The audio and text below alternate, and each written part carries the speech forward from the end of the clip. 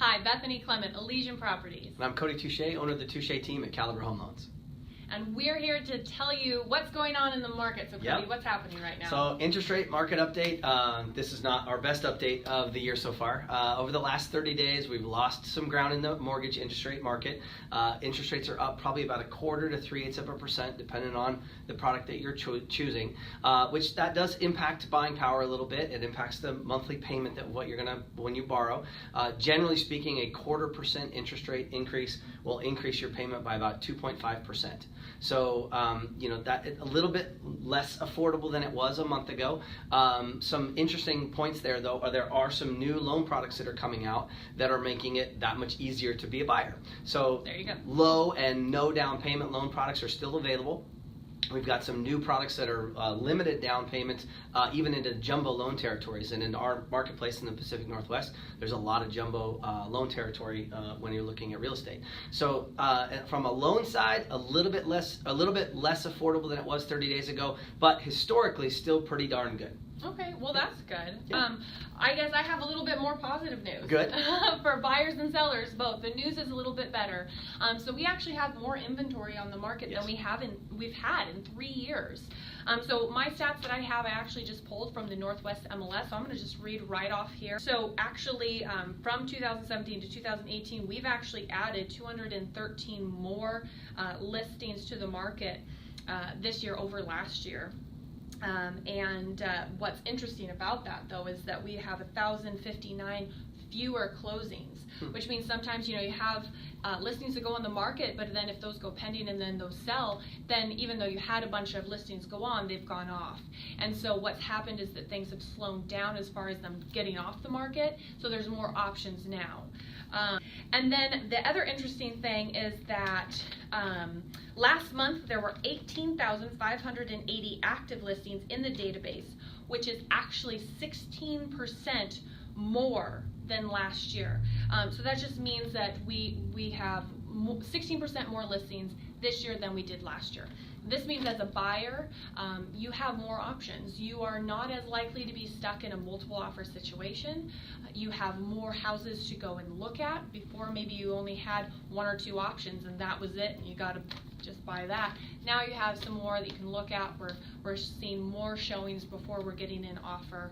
And then what's good about that for the seller is it kind of takes a little of the pressure off you if you're selling and buying, because a lot of sellers, man, they were wanting to sell, but there was nothing for them to buy before, and now they have the option to still sell. We're still in a seller's market technically. You're still being able to sell at a good price point. Home prices are still at an all-time high, but then you're having an option of what you can go and buy. So this is all really interesting, and I've got to say, a lot of the sort of media has been putting out there that we're headed for a bubble and the world is going to end. Cody, we got to talk about that a little bit because, I pull my information from people that are smarter than me, that are studying the market, which I do as well, but it's kind of that everyone's opinion is that we're actually headed for more of a stable, balanced market. And I have to agree with that. What do you think about that? I totally agree. In recent history, we haven't seen a stabilization. We've seen big rises, big falls, and big rises again. And so it's hard to remember is that there are times of stabilization, and that's, I think, what we're doing right now. And I think part of the reason why there's more listings going on right now too is the pace of the market has slowed down. And as a seller, you have the opportunity to put your house on the market and start looking for another one, and maybe even make a contingent offer, which would have been unheard of 6 months ago. Not going to happen. Making an offer waiting for your house to sell, sellers would have had 5, 6, 10 offers to choose from. So as a contingent seller, or contingent buyer, you would have been very low on the totem pole, right? Eliminated, it would have been possibly. Not even in the conversation likely, right? So the pace of this market slowing down has given us the opportunity to have that as an option, which is going to naturally lead to a few more listings. From a buyer, it's actually pay dirt, right? You instead of having 1 or 2 houses to choose from in the area you'd like to be, you might have 10 or 15. And instead of having to drop everything and go out at your lunch on a Tuesday and go look at that house to be able to make an offer on it that night to be even in consideration, you can take a little bit of time and think about it. And you don't have to do a pre-inspection, right? So the pace of the market has slowed down a bit, and that's actually breathing room. It's good for everybody, right? It's good for buyers, it's good for sellers. Boy, it's nice for us too to be able to have a 30-day window of closing instead of having to rush through and close everything in 2 weeks. Now, we can still close a loan in 2 weeks if we need to, but having a little bit more time, a little bit more breathing room makes the process a little bit more fun and enjoyable for everybody involved. Yeah. With that though being said, I do think that if they are thinking about buying, don't you think, or buying and selling, right? If you're that combo or just buying, I still think that they better kind of get out there. If they're thinking about it at all, you got to get that done probably before January, honestly. I would think that this is a really, really great opportunity, and there's a couple things there. One is, we just mentioned earlier in the update that interest rates are rising, right? They have risen already over the last 30 days. We predict that in the next 6 months they'll rise another 0.5%. 0.5%. So again, 0.5% is another 5% more on your payment. So if your payment was going to be $2,000, now the same house is going to cost you $2,100, right? So we'd rather save you that money and get into a house now before that happens. I also think that things tend to heat up in the spring a little bit, even in a down market, right? Even in the years of 2007, 8, and 9, and 10, before the market stabilized and started going back up, those were busy times, and there was more buyers out there. Now is a great time to be a buyer because you're facing less competition. Interest rates are still at good levels historically, maybe not as low as they were, but still pretty darn good.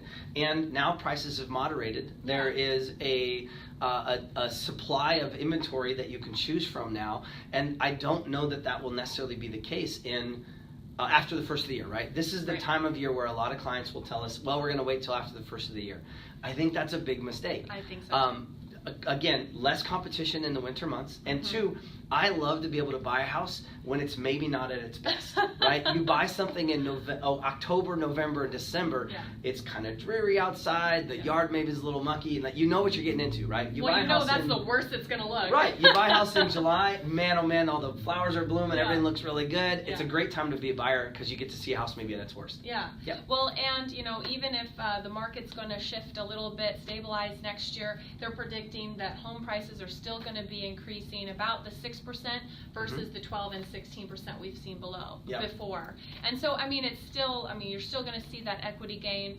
We're not predicting that it's going to be another 2008, right? We're not feeling like that. Not at all. And again, that was set up by bad credit standards. There was a lot of mortgage products in the marketplace that never belonged in the marketplace. You didn't have to meet any criteria to buy a house. So too many people were buying houses that maybe couldn't have afforded them at the time. That just isn't the case anymore. So that's really good. Also keep an eye on the tariff talks, what's happening in politics out of Washington, dealing with products coming from China. The more that we put those into place, the more expensive everything's going to be. That's going to encourage inflation. Inflation raises interest rates. Well, we hope that this information was good for you.